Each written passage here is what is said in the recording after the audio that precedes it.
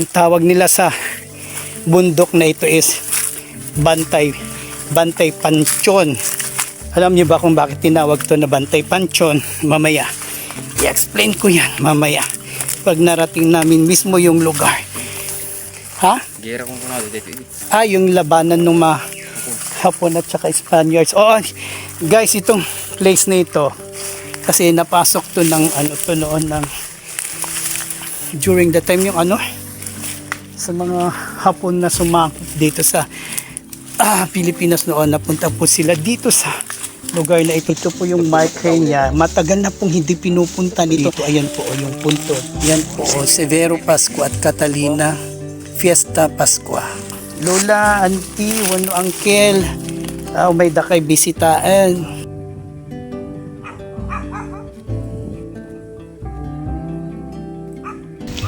So guys, ito pa yung tinatawag nilang yung banban, yung pantali. Yan. Gawa ito sa kawayan. Ito guys, ayan. Kawayan nga din oras sa Facebook. Yan si kuya, siyang gumagawa ng banban. Kaway-kaway kuya, hello po. Ayan. Dito na naman kami sa bundok, nature trip na naman kami with my cousin at saka yung aking pamangkin na si Justin. Ayan. Sinusuportahan nila yung yung ginagawa ko. Ayan. May dito guys, Parang kay Reggie to?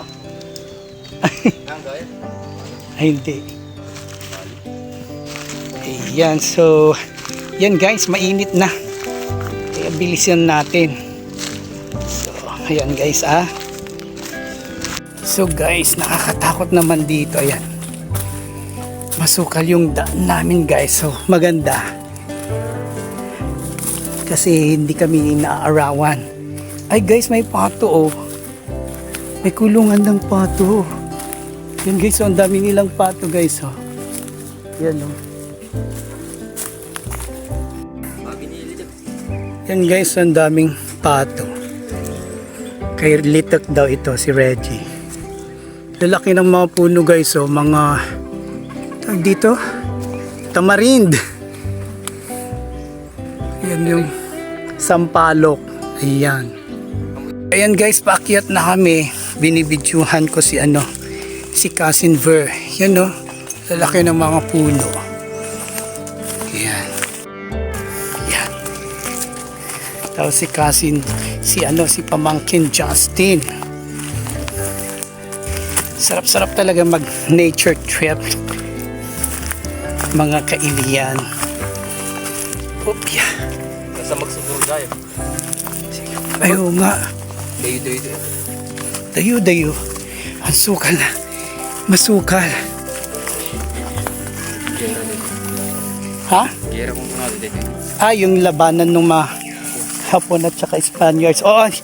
Guys, itong place na ito kasi napasok to ng noon ng during the time yung sa mga Hapon na sumakop dito sa Pilipinas noon. Napunta po sila dito sa lugar na ito, dito sa Barabar. Yan po.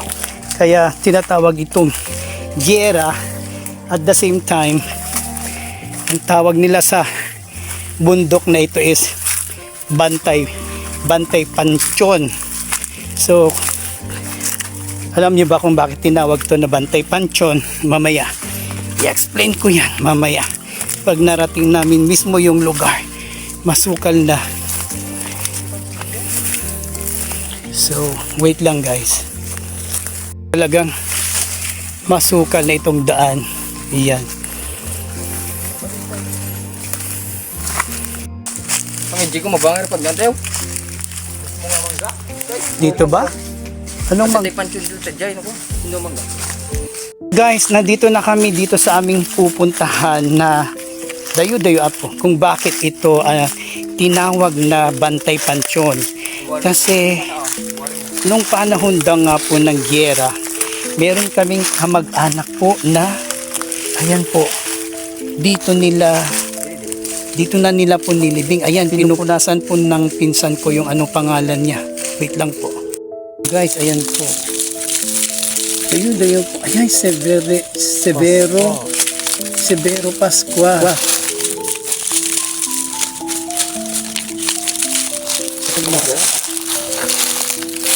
Ayan po.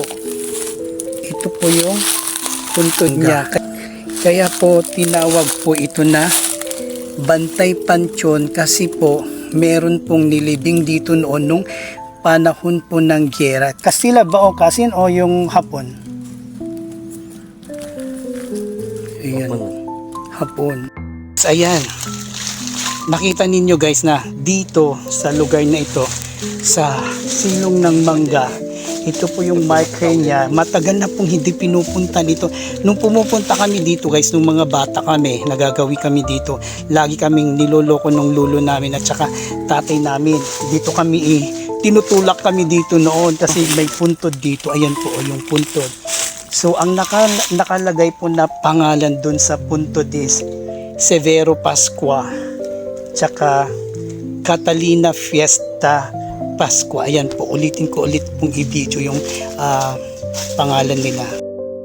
Yan po, Severo Pascua at Catalina Fiesta Pascua. Ayan. So, sabi po nila is kamag-anak po namin ito. Tabi-tabi po, dayo-dayo po, lola, auntie, wano uncle, may dakay bisitaan. Ayan, tanabayag mat nga, panawon nga minan. So guys, ayan, matagal na kasing panahon na talagang walang dumadalaw dito. Ewan ko kung bakit naisipan kong pumunta sa lugar na ito. Ngayon lang, kagabi pa kasi ini-insist ko yung mga pinsan ko na puntahan natin yung puntod na noon pa kasi oo nga matagal na ito guys. So ayan guys, kaya ito tinawag na Bantay Pansyon dahil nga dyan po sa puntod kasi yung pansyon po kasi is parang Ilocano term ng puntod. Ayan, okay, tomb. So ayan, kaya tinawag po na Bantay Pansyon. Intam nga ro dyan ang kelanti.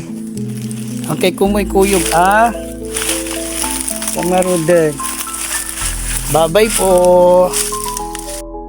Yan po, babay po ang kelanti. So ayan guys, pauwi na kami. Yun lang po, dinalaw lang po namin yung kamag-anak namin doon. Matagal na kasi. Tsaka ito guys, may mga puno ng mga melina dito. Wait lang po guys, ipapakita ko sa inyo yung puno ng melina. Guys, tinanim po ito ng uncle namin. Ayan, mga melina po yan. Madaming puno ng melina. Ayan. Guys, alam nyo ba kung saan ginagamit itong puno ng melina? Guys, ito yung ginagawang kabaong kasi magaan lang yung kabaong. Ayan, tsaka cabinet po. Marami, hindi lang kabaong. Oo, hindi lang kabaong, cabinet din ginagamit ito guys. So ayan, so alam nyo na guys kung anong gamit itong melina na kahoy, itong puno ng melina. Ginagawa itong kabaong at tsaka mga cabinet. Ayan po. Yan po si pamangkin Justin. Kaway-kaway nga Justin. Ayan. Kaga-graduate lang po niya ng BS Marine. Ayan. Thank you Kasin sa pagsuporta sa aking mga nature tripping. Ayan. Diba anong tawag dito? Ito yung nilalagay pa sa mga yung sa mga bata, yung pulseras nila. Tsaka yung ginagawang anong tawag doon? Yung oo. Yung sa Ilocano kasi salbatana. O yung binabala tas ganon. Ayan, bugbugay yung po pala ang tawag. Ayan. Kuha daw sila ng labong guys. Rabong sa Ilocano. Ayan, wala pang labong guys. Malilit pa daw. Ayan. Hindi ako maguring Justin. Uling daw, uling.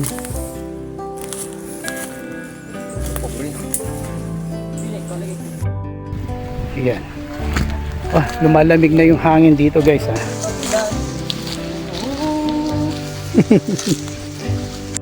Ayan. Babay po, ayan mga puno ng melina, ayan po. Tinanim po ng uncle namin nun. Na father ni Cousin Ver. Ayan. Pababa na kami guys. So ayan guys, pauwi na po kami. Ayan, see you again in my next adventure. Ayan, Cousin Ver, kaway-kaway, Justin. Ayan, thank you. And once again, this is your friend Blue Flame. Thank you so much for joining me here again in my another adventure, mountain hiking adventure with a twist. Ayan, pinakita po namin kung yung yung puntod kanina. Ayan, kaya kung bakit ito tinawag na Bantay Pansyon dahil dun sa puntod. Thank you guys. Bye-bye.